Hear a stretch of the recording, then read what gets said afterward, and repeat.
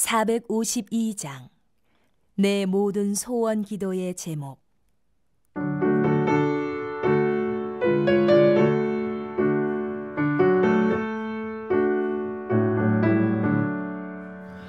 내 모든 소원 기도의 제목 예수님 닮기 원함이라.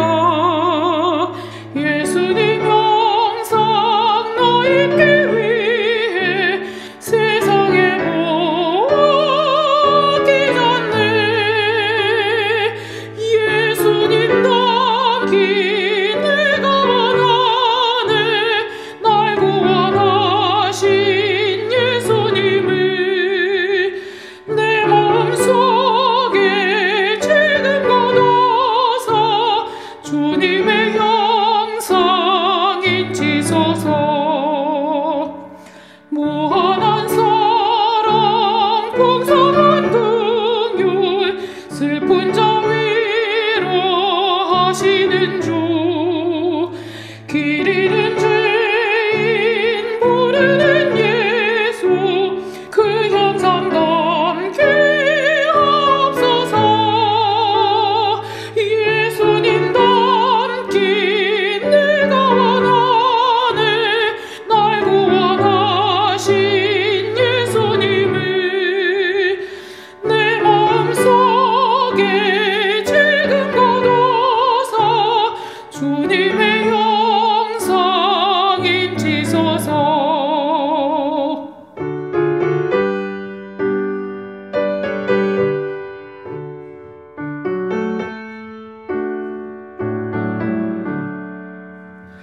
겸손한 예수 거룩한 주님 원수의 멸시 참으시사 우리를 위해 고난을 받은 구주를 담게 하옵소서.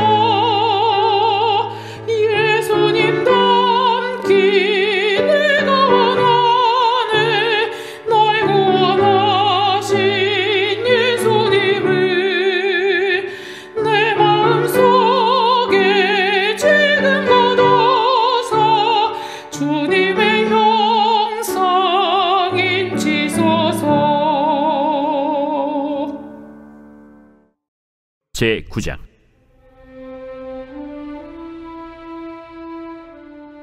하나님이 노아와 그 아들들에게 복을 주시며 그들에게 이르시되 생육하고 번성하여 땅에 충만하라.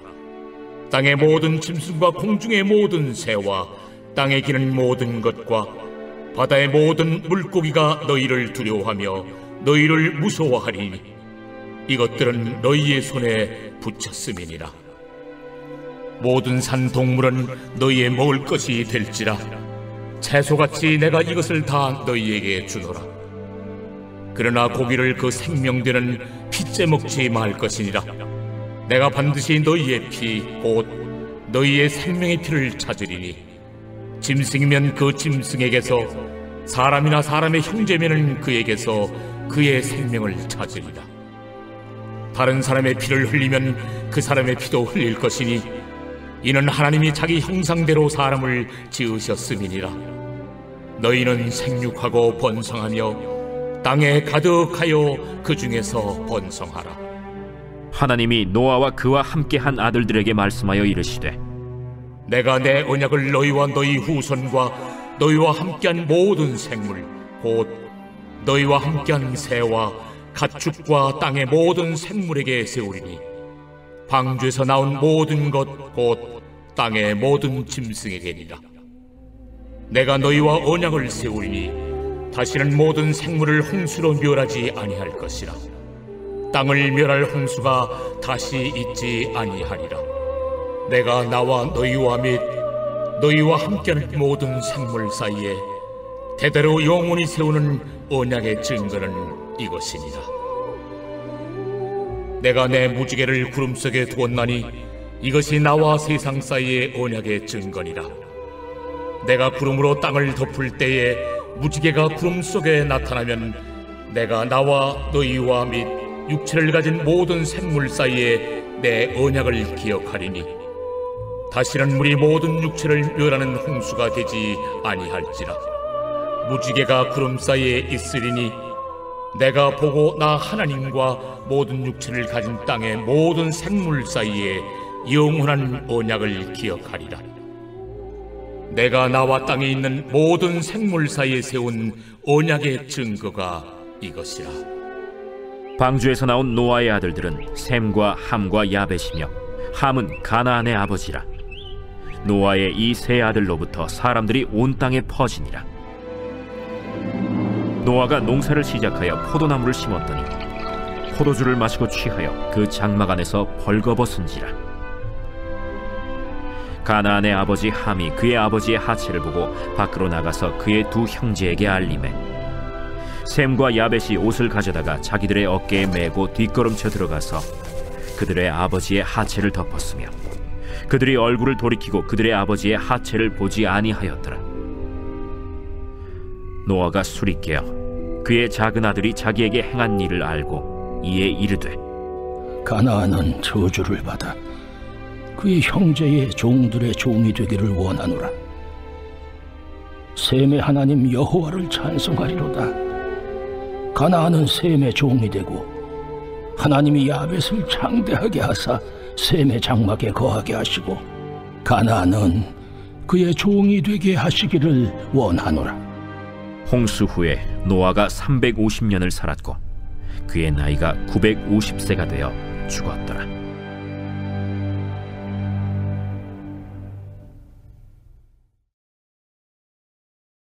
제10장. 노아의 아들 셈과 함과 야벳의 족보는 이러하니라. 홍수 후에 그들이 아들들을 낳았으니 야벳의 아들은 고멜과 마곡과 마대와 야완과 두발과 메섹과 디라스요, 고멜의 아들은 아스크나스와 리밧과 도갈마요, 야완의 아들은 엘리사와 달시스와 기띔과 도단임이라.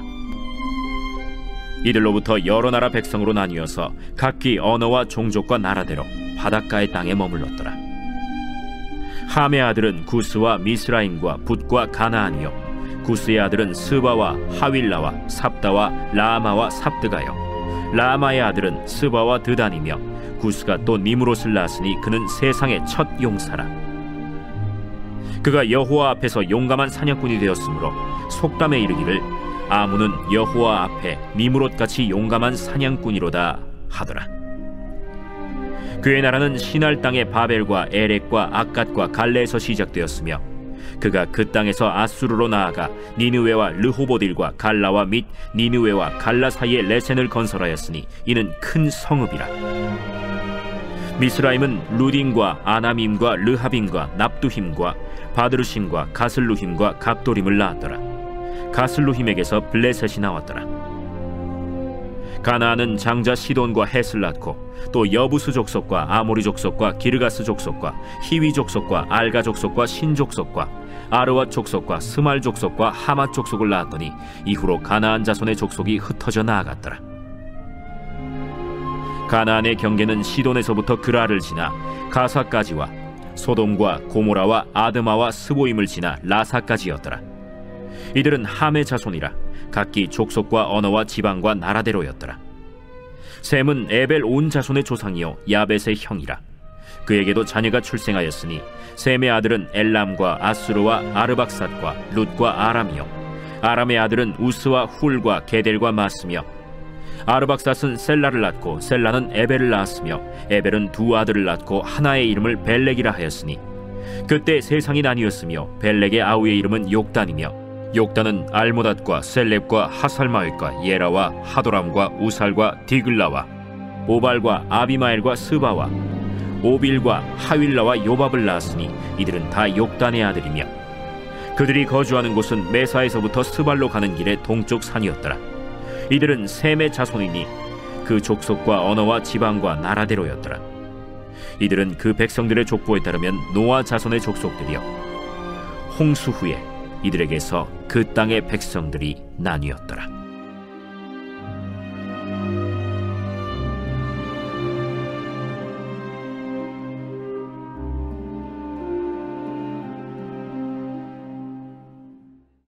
할렐루야. 오늘의 아침은 창세기 9장과 10장 말씀을 바탕으로 축복의 책임이라는 제목으로 은혜를 나누기 원합니다. 하나님께서는 하나님의 형상과 모양을 닮게 인간을 창조하셨습니다. 그러나 그 인간은 하나님을 존중하지 않았고 또한 그 하나님 안에 거하지 않았고 그 하나님의 말씀을 거역하고 배반하는 가운데에 만물을 경작해야 되는 책임이 있었음에도 불구하고 자신의 그 호기심과 그 탐욕이 앞서는 가운데에서 범죄를 저지르게 되었습니다.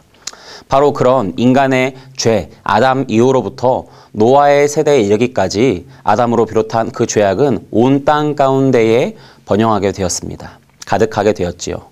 사람들은 하나님을 경배하지 않았고 두려워하지 않았고 존중히 여기지 않았습니다. 그 결과로 하나님은 세상을 물로 심판하게 되었던 것이지요. 그것이 창세기 8장까지의 이야기입니다. 노아의 홍수 사건은 과거의 역사에 그치는 일이 아닙니다. 바로 오늘날에도 하나님은 자신을 존중히 여기는 자를 존중히 여기시고 자신을 멸시하는 자를 경멸하시는 분이십니다. 우리는 하나님을 존중할 때에 그 하나님 안에서 존귀한 존재로 살아갈 수 있으며 그 안에 있는 축복을 누릴 수 있는 것을 깨닫기를 원합니다. 오늘 함께 말씀을 나누는 가운데에서 하나님을 그 존중히 여기는 태도로 회복하여 축복된 하나님의 형상의 모습을 회복하는 2022년, 그렇게 은혜 위에 은혜로 덧입히는 새 삶을 시작하는 저와 여러분 되시기를 축원합니다. 먼저 우리가 그럼 하나님을 존중하고 축복받은 백성으로서 살아가야 되는 그 첫 번째 모습이 무엇인가 하면은 첫 번째로는 바로 생명을 존중히 여기는 것을 알 수 있습니다. 창세기 9장 1절에서 이렇게 말합니다. 하나님의 노아와 그 아들들에게 복을 주시며, 하나님은 복을 주신 분이십니다. 그런데 복을 주실 뿐만 아니라 그들에게 말씀하시는 게 또 하나 있는 것이지요. 복을 주시며 그들에게 이르시되 생육하고 번성하여 땅에 충만하라. 생육하고 번성하여 땅에 충만하라는 것입니다. 하나님의 본질은 생명입니다. 그래서 하나님의 복을 받은 자들은 그 하나님의 생명력으로 말미암아 생육하고 번성하며 충만하게 되는 것입니다. 이는 창세기 1장 28절에서 하나님께서 아담과 하와를 향해 축복하시는 그 장면을 떠올리는 것입니다. 하나님은 다시 한번 이제 심판 이후에 노아와 그 아들들 가운데에 새로운 복으로 말씀하고 계시는 것이지요. 그런데 그 축복은 따라오는 것이 하나 있습니다. 무엇이냐면은 하나님은 축복에 이어서 노아와 그 아들들에게 책임을 부여하십니다. 땅의 짐승과 그 새와 물고기가 그들을 손에 붙이셨으니 이제 그것들 가운데에서 생명되는 핏째 먹지 말고 그 짐승의 생명뿐 아니라 그 사람의 생명까지도 그 너희가 책임 있는 존재인 것을 알고 그것을 억울하게 또 그것을 무자비하게 그것을 또 너희의 이기심을 쫓아서 그 생명을 앗아가는 일들을 하지 말라는 말씀을 오늘 창세기 9장에서 말하고 계시는 것이지요. 9장에서 핏째 먹지 말라 하는 것과 그 생명을 찾겠다는 그것은 바로 그 생명의 주인이 하나님이시라는 것을 말하는 것입니다. 하나님은 노아와 그 아들들에게 오늘 우리에게 있어서도 하나님의 축복의 백성들 가운데 있어서 첫 번째로 말씀하시는 것이 생명을 존중히 여기라는 것입니다. 그냥 존중히 여기는 것이 아니라 이 모든 생명, 사람뿐 아니라 동물과 모든 이 땅에 거주하는 생물들 가운데에 그 하나님의 주권에서 벗어나는 것이 하나도 없다라는 것을 말씀하시는 것이지요. 모든 생명의 주인이 하나님이 되신 것을 기억해야 됩니다. 이것을 인간이 잊어버리면 어떤 일이 벌어집니까? 바로 이기적이고 잔혹해집니다. 오로지 인간만을 위해서 자연과 생태계를 파괴하는 일에 무책임한 행동들을 너무나도 서스럼 없이 할 수 있는 것입니다. 생명을 경시하는 대표적인 행동을 우리는 살인이나 인간사회에서는 낙태와 같은 일들로 말할 수 있습니다. 그런데 이것이 우리 현대를 살아가는 우리에게 있어서는 어떤 면에서 크게 와닿지 않을 수 있습니다. 내 삶에는 그런 거를 겪을 만한 일이 없었기 때문에 나는 생명을 존중하고 있는 것이 아닌가라고 생각할지도 모릅니다. 하지만 그러한 직접적인 살인이나 직접적인 생명을 경시하는 그런 행동 외에도 우리는 간접적으로 환경을 파괴하는 일들이나 아니면 노동자를 억압하는 일들이나 다른 사람의 기본권을 침해하는 일들 가운데에서 그들의 생명을 해하는 것과 같은 그런 그들의 존엄성을 해하는 그런 행동을 얼마든지 할 수 있다는 것을 우리는 기억해야 됩니다. 사회가 발전할수록 그 사회에는 직접적인 살인은 줄어듭니다. 하지만 자본이 축적되고 계층이 나눠지고 그 사회적 갈등이 더 첨예해지는 가운데에서 간접 살인과 같은 일들은 증가하는 것이지요. 차별과 무시와 또 어떤 노동자와 사회 취약계층이나 아니면 노약자나 어린이에 대한 어떤 인권과 기본적인 권리들에 대해서 우리가 알게 모르게 간접적으로 누군가의 생명을 말려 죽이는 자가 될 수 있다는 것입니다.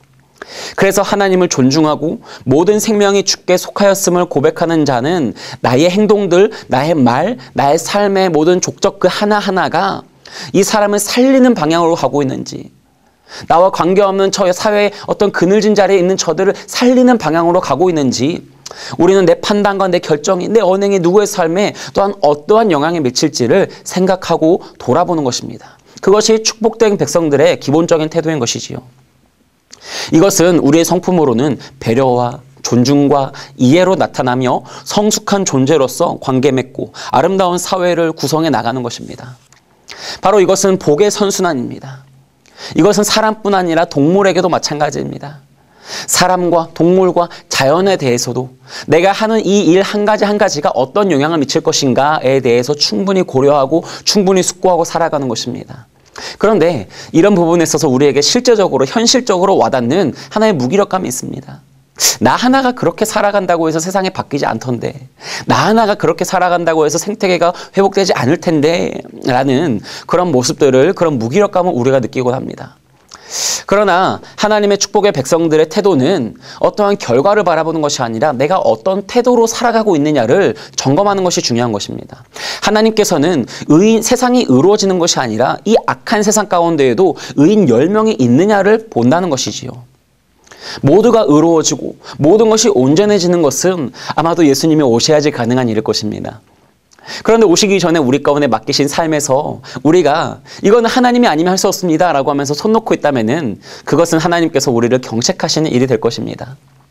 하나님을 진정 존중하는 사람은 그 생명을 존중하고 그 생명에 연결된 그 모든 삶의 환경과 그 부분들과 그 어떤 사람의 육신의 생명뿐 아니라 그 마음과 영혼의 상태까지도 돌아보고 살피며 또 그런 가운데 내가 어떤 태도로 이것을 대하고 있는가에 대해 점검하고 그 가운데서 성숙함을 이루어 나아간다는 것이지요. 그럴 때에 하나님께서는 바로 그런 축복된 백성에게 더욱 큰 복을 허락하시고 그 삶은 안전하고 평안하고 기쁨과 또 보람과 만족이 가득한 삶이 되는 것입니다. 그리스도인들의 그 작은 몸짓과 작은 그 말 하나하나 선을 추구하는 그것이 세상을 바꾸지 못한다 할지라도 이 악한 세상 가운데에 그들이 귀 기울여 듣지 않는다 할지라도 누군가는 외쳐야 할 말이고 누군가는 해야 할 생명에 대한 하나님을 존중하는 그런 삶의 모습이라고 한다면은 그것은 그리스도인들이 마땅히 해야 하는 일이라는 것입니다. 둘째로는 언약에 대한 존중이 필요합니다. 하나님은 노아와 그 자녀들과 언약을 맺으셨습니다. 무지개를 증거로 다시는 내가 이 세상을 물로 심판하지 않겠다라고 말씀하셨습니다. 그런데 여기서 생각해 볼 것은 왜 하필 무지개인가입니다. 하나님께서 홍수로 심판하셨기 때문에 무지개 그 홍수 이후에 이제 무지개를 바라보면서 이제는 이제와 같은 홍수가 없을 것이다 라는 그런 기대를 우리 가운데 심어주기에 충분합니다. 그러나 또 한 가지 중요한 의미가 있습니다. 무지개는 홍수 때, 아니 비가 그친 이후에 뜨는 것이지요. 여러분, 비는 무엇입니까? 홍수를 겪었던, 심판을 겪었던 노아와 그 자손들에게 비는 두려움입니다. 공포입니다. 물은 다시도 쳐다보고 싶지 않은 그런 일이었을 것입니다. 그렇지는 않습니까? 노아와 그 가족들은 살았지만 물에 잠겨서 세상이 무너져가고 부서져가고 또 그 사람들이 죽어가는 그 비명 소리를 들으면서 그들의 마음 편하지는 않았을 것 같습니다. 그런데 비는 사실은 그 당시 사회에는, 오늘날도 마찬가지지만 당시 사회에는 생명입니다. 농사를 지을 수 있는 기초가 됩니다. 비가 와야지 양들을 또 소를, 가축을 먹일 수 있는 초목이 자라납니다. 홍수로 인해 비는 두려움이었지만 무지개 언약 이후로 이제 더 이상 그 비와 물은 두려움의 대상이 아니라 하나님이 우리를 더욱 자라나게 하시고 더욱 우리를 경건하게 하시고 우리를 깨끗하게 하시는 도구인 것을 믿게 되는 것입니다. 노아는 그 무지개 언약을 통하여서 두려움을 극복하고 이를 존중하는 삶 가운데에서 하나님 앞에 이런 반응을 보였습니다.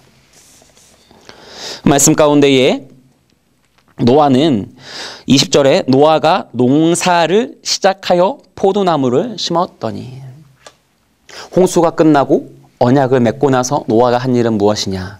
농사를 지었습니다.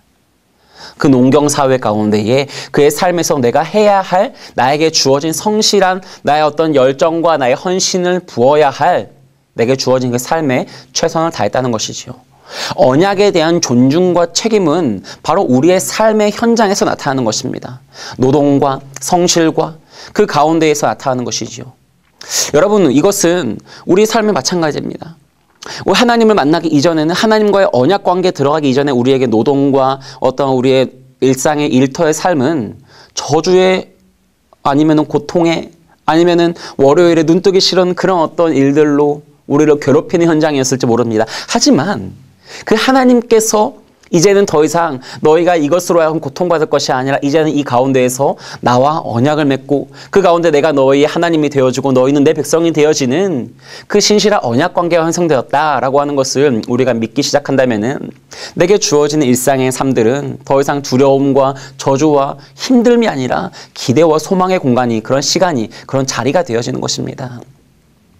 언약에 대한 그런 존중으로, 그런 책임으로서 노아는 바로 노동과 성실로서 그에게 주어진 삶의 자리에 최선을 다하며 나아갔던 것이지요.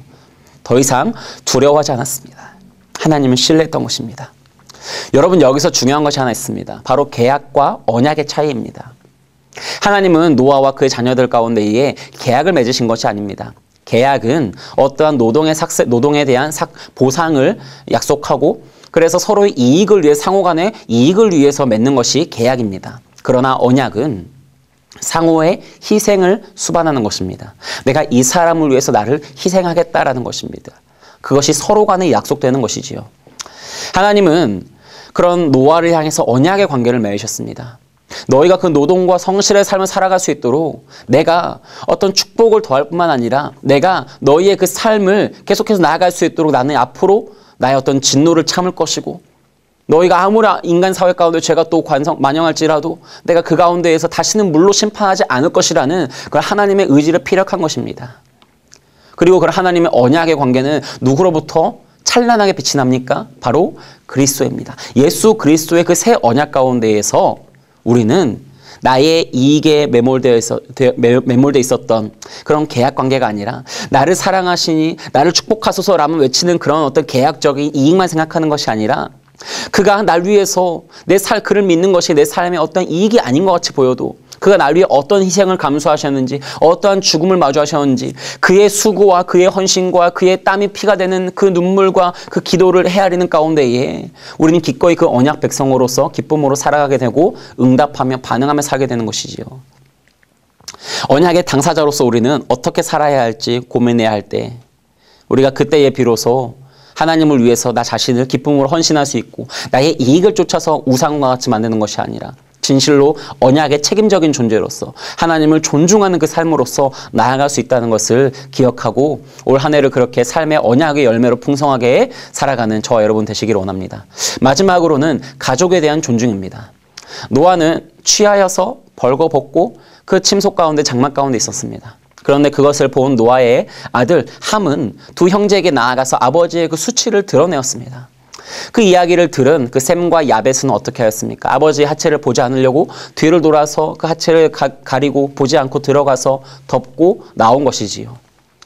이것을 이후에 들은 노아가 어떻게 하였습니까? 함, 그 곧 가나안 족속을 저주하게 됩니다. 바로 이 이유를 우리는 이렇게 생각할 수 있습니다. 하나님의 축복은 1차적으로 가정을 통해서 주어집니다. 언약적인 가정 안에서 부모를 통해서 자녀에게 신앙이, 믿음이, 그 언약의 축복이 계승되고 흘러가는 것입니다. 자녀의 믿음은 형제 자매와 그 가족의 구성원들의 친밀함 가운데에서 더욱더 단단해지고 견고해지는 것이지요. 바로 이와 같은 순환이 이루어지기 위해서는 자녀는 부모를 공경하고 존중하며 또 부모는 그 자녀를 아끼고 사랑하며 그 자녀를 바르고 참되게 교훈하고 양육하고 훈계해야 되는 것입니다. 그러나 한국의 특별히 이 현대사회에서 많은 가정들은 깨어져 있는 모습을 볼 수 있습니다. 우리나라의 그 이혼율을 보십시오. 우리나라의 그 한부모 가정들을 보십시오. 또 우리나라의 가정에서의 고민하는 주제들을 보십시오. 나의 자녀의 영적인 문제와 성품의 문제와 신앙의 문제와 그 부모 관계 가운데 친밀함 가지고 고민하는 것이 아니라 그 자녀의 스펙이나 이력이나 아니면은 나의 어떤 수익이나 아니면 우리 아파트의 평수나 굉장히 다른 부분에 부수적인 부분에 더욱 많은 관심이 있는 것을 알 수 있습니다. 그런 것들로 가정이 깨어지는 것들을 경험하고 있지요. 여러분, 그런데 그런 가정을 깨트리는 근본적인 문제가 있다면 무엇인지 아십니까? 바로 수치와 실수를 용납하지 않는 것입니다. 자녀의 수치와 실수를 용납하지 않게 되고, 자녀가 또 부모를 비판하게 되고, 형제 자매 간에도 서로를 향한 이해와 배려가 사라진 그런 모습으로 살아가기 때문에 우리의 가정이 계속해서 금이 가고 깨어지는 것입니다. 여러분, 잠언 10장 12절 말씀에 이렇게 얘기합니다. 미움은 다툼을 일으켜도 사랑은 모든 허물을 가리느니라. 화목한 가정은 소유나 어떤 스펙이나 겉으로 드러난 화려함이 아닙니다. 아파트 평수가 우리를 행복하게 하는 것이 아닙니다. 그것은 우리의 어떤 필요에 불과한 것이지요. 이보다도 가난하고 힘들었던 시절을 살았지만 우리의 믿음의 선배들은 그 가운데에서도 서로를 아끼고 존중하며 또 그들의 허물은 덮어주고 수치를 가려주는 넉넉한 마음으로 살았던 시절이 있습니다. 그때는 무엇이 있었을까요? 집은 좁고 그 작은 방에서 7, 8명이 같이 살을 부대끼고 자야 되고, 화장실이 멀리 있어서 요광을 두고 그 방에서 어렵게 또 그런 힘든 환경 속에서 살아야 됐지만, 하지만 그 가운데 사랑이 있지 않았습니까? 우리 아버지는 왜 다른 제 아버지보다 더 많이 돈을 벌어지 못하냐가 아니라 정말 그 하루 벌어 하루 가족이 먹어야 되는 그 정도의 수입일지 몰라도 그 아버지를 존중했던 것입니다. 그 어머니를 하루 종일 집에서 삭바느질 하면서 그 자녀들의 교육을 애썼던, 헌신했던 그 어머니의 수고를 인정했던 것입니다. 그 가운데에서 많이 배우지 못했지만 그 자녀들을 사랑으로 양육해왔기 때문에 그 자녀들이 또 사랑 안에 나고 자라서 또 사회에 걸출한 인물로 자라나서 개천에 용난다라는 그런 얘기도 있었던 것이 아닙니까? 그러나 오늘날 현대 사회에는 너무나도 많은 것이 있고 많은 것이 갖춰져 있지만 그 가족 안에 존중이 없고 사랑이 없고 하나님이 중심이 되어서 우리 가정이 하나님 앞에 바로 서 있는가? 우리의 자녀들이 하나님 앞에서 정말 보시기에 사랑스럽게 자라고 있는가? 또 나는 하나님이 맡기신 이 자녀들을 하나님의 마음으로서 잘 양육하고 있는가? 이것을 가지고 분투하고 씨름하고 고민해야 되는데 이런 질문들은 너무 부수적인 것들로 너무 후순위로 밀려 있다는 것입니다. 그러다 보니 가족에 대한 존중보다는 내 삶에 대한 욕망이 더 커져서 나의 가족까지도 내 욕망을 성취하는 도구가 되는 것이 아닙니까? 부부 관계는 계산적이 되고 그 자녀는 욕망의 도구가 되어지고 형제 자매는 나를 도와줘야 되는 사람이지 내가 사랑해야 될 사람으로 여겨지지 않는 것입니다. 여러분, 올 한 해는 그런 가족의 모든 수치와 허물을 덮어주는 사랑이 회복되기를 원합니다. 정죄보다는 용서하고 이해하고 배려하고 존중하는 삶을 살아가시기 원합니다. 그렇게 사랑의 가정이 될 때에 하나님께서 그를 통해서 존중을 받으시고 또 그 가정 가운데에 영광 받으시고 복의 복으로 더욱 갚아주시는 그런 은혜가 충만할 것을 또 확신하고 믿습니다.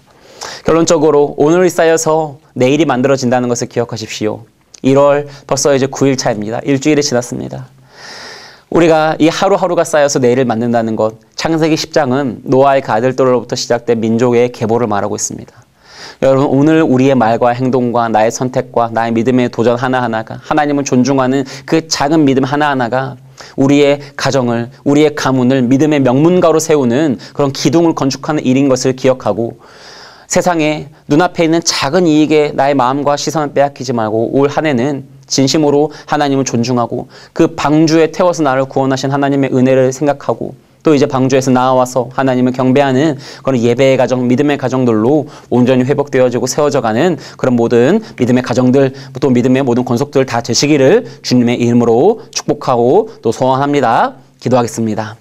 살아계신 아버지 하나님, 하나님께서 우리를 은혜 가운데에 복내려 주시고 축복하였습니다.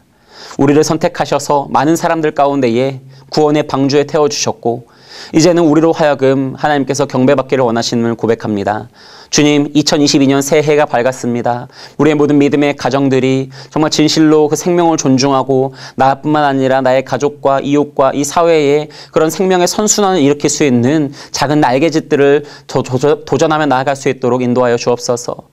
가족 가운데 서로를 존중하고 사랑하며 더욱더 하나님을 마음의 중심으로, 믿음의 중심으로 삼고 또 언약을 존중하며 그 언약 백성으로서의 그 축복된 삶을 더욱더 신뢰로 믿음으로 나아가며 살아갈 수 있는 그런 은혜를 허락하여 주옵소서. 그렇게 살아갈 때에 바로 믿음의 명문가로 빚어져가는 2022년 한 해가 될 수 있도록 모든 믿음의 가정들을 축복하여 주시옵소서. 감사드리오며 이제는 우리 구주 예수 그리스도의 은혜와 하나님 아버지의 크신 사랑과 성령님의 교통하심과 주님과의 친밀한 관계로 회복시키시고 우리로 하여금 사랑과 또 그 언약 가운데에, 가정 가운데에 주님과 교통하며 나아갈 수 있도록 도와주시는 그 성령의 은혜가 이제로부터 영원토록 함께 있을지어다. 아멘.